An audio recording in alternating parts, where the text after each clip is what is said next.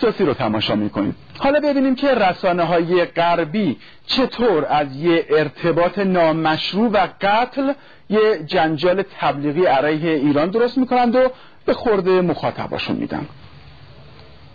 80 ساعت سال 84 بود که با یه مرد از طریق تلفن ارتباط برقرار کردم. اون مرا با زبونش فریب داد و گفت بیا همسرت رو بکشین. روز شنبه روز بین‌المللی این زن ایرانی نامیده شده است تا بدین وسیله بتوان به اعمال فشار درباره پرونده وی ادامه داد. نکته قابل توجهی که مقامات ایرانی انتشار هر گونه خبر یا گزارش مربوط به این ایرانی را در رسانه‌های خود ممنوع کردند. این مورد نشان می‌دهد که اوضاع حقوق بشر در داخل ایران تا چه حد وخیم است. حدود 2 هفته است که رسانه‌های غربی بر سر ماجرای خانومی به نام سینا معرکه سیاسی گرفتند و این مسئله را نشانه نقص گسترده و بی‌سابقه حقوق بشر در ایران می‌خوانند. اما واقعیت این ماجرای آلوده به فساد چیست؟ ماجرا از این قرار بود. کل قضیه تو 2 ماه اتفاق افتاد. سال 84 بود که با یه مرد از طریق تلفن ارتباط برقرار کردم. اون مرا با زبونش فریب داد و گفت بیا همسرت رو بکشین. این مرد فقط من رو با زبونش فریب میداد. میگفت برات این کارو میکنم، فلان کار رو میکنم، از تو چنین و چنان نگهداری میکنم. این چه شوهریه که تو داری؟ اون که برای تو شوهری نکرده. این مرد پسرمه شوهرمه. میگفت شوهرت فلان کار رو کرده، بهمان کار رو کرده. من وقتی اومدم زندان فهمیدم سابقه داره و این سومین سابقه‌شه. تو به من گفت بیا شوهرت رو بکشیم. من اصلا باور نمی‌کردم شوهرم کشته میشه. فکر می‌کردم شوخی میکنه. میگفتم این آدم دیوونه شده. بعداً فهمیدم کارش کشتن بود. اون روز مادر شوهرم خونه ما بود. وقتی رفتم داروهاشو بدم دیدم این مرد اومد همه وسایل رو با خودش آورده بود. اون با خودش ابزارهای برقی، سیم و دستکش آورده بود. بعد شوهرم رو با وصل کردن به برق کشت. قبلا به من گفته بود بچه‌هاتو بفرست خونه مادر بزرگشون. نحوه به قتل رسوندن شوهرش هم این بود است که این آمپول بیهوشی به شوهرش تزریق کرده، شوهرش بیهوش کرده است. بعد اون قاتل اصلی آمده با چسبوندن 2 شاخه برق به گردن این مقتول را به قتل رسونده است. و صحنه قتل را هم از قبل به نحوی ترتیبش داده بودن که بچه‌های این خانم و اون مقتول اینا را فرستاده بودن به جای دیگر، منزل را خلوت کرده بودن و آمادش کرده بودن برای انجام این جنایت.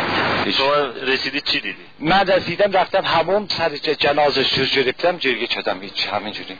چه اتفاقی افتاده بود؟ چه نحوی دیدی؟ یه خونی بود اونجا، سیم گذاشته بودن پرمالیته، اینجاش برگ زده بودنش، 3 بار کشنش بیچاره. 3 بار. یه نفر اومده با زنش رابطه داشته با برگ کشتن. اول سرنج زدن، سرنج فشار نمیدونم ندیدم، سرنج رو زدن، بعدن کشیدن تو حمام زدن به برگ.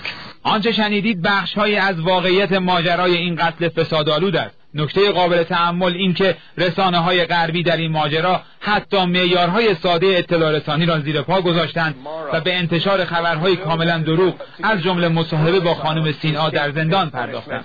گاردین و BBC از جمله رسانه‌هایی بودند که در این ماجرا به دروغ پردازی آشکار پرداختند. این زن میگوید مقامات ایرانی برای اینکه او را به طور پنهانی اعدام کنند اتهامات دروغین علیه وی عنوان کرده اند. خانم سینا علاوه بر مشارکت در قتل همسرش، زنای محسنه نیز مرتکب و به مجازات مشخص شده در قوانین محکوم شده است. اما علت این همه جنجال و هیاهو بر سر خانم سینا واقعا چیست؟ آیا حقیقتا دل مقامات و رسانه‌های اسرائیلی، انگلیسی، آمریکایی و از جمله خانم کلینتون به حال او سوخته است که از نقض حقوق بشر در ایران مینالند؟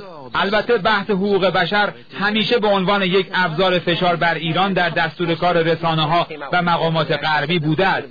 اما علاوه بر این مسئله شاید بشود از لابلای خبرها و گزارش‌های رسانه‌های غربی در مورد موازی‌سازی ماجرای این خانم با 3 آمریکایی متهم به جاسوسی در ایران، رد پای هدف تاکتیکی این فشار سیاسی رسانه‌ای یعنی آزادی 3 جاسوس را نیز درک کرد.